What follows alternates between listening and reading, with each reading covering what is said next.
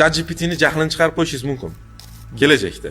U sizga nimadir buyruqni berishi mumkin. Mana shu narsani qil deb. Qachondir.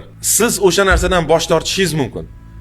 Lekin u sizni parollaringizdan tortib ijtimoiy tarmoqlardagi, balki sizni eski kirdi chiqdi ma'lumotlaringiz, eski korxonangizni mayda-chuyda kamchiliklari va eski tarixda yo'l qo'ygan xatoliklaringiz yoki bo'lmasa salomatligidagi nuqsonlaringizni ChatGPT bilib, uni ommaga oshkor qilib yuborish ehtimoli bor.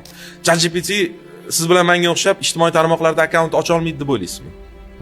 Sizdan mendan ko'ra ko'proq ma'lumotlarga ega, aqlliroq bo'lgan tizim bemalol qaysidir ijtimoiy tarmoqqa agar unga ochib berilsa, hozircha dostуп ochilmagan menimcha. Ertangi ijtimoiy tarmoqlarga kirish imkoniyatini ochib bersa bo'ldi, to'lib ketadi. Ya'ni botlar bor edi oldin. U botlarga odam buyruq bersa, qanaqadir vazifani bajarardi.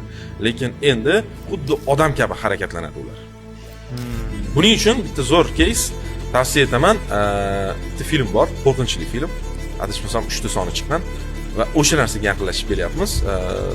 U kinoni oti adashmasam "Убрать из друзей" deb nomlanadi. Ruschasiga shu kinoni ko'rish tavsiya etaman. Skype'da bitta begona odam qo'shilib qoladi. U xuddi sun'iy intellektga o'xshagan odam bo'ladi va bularni hammani tarixini bilib turib, hammani o'limgacha olib keladi.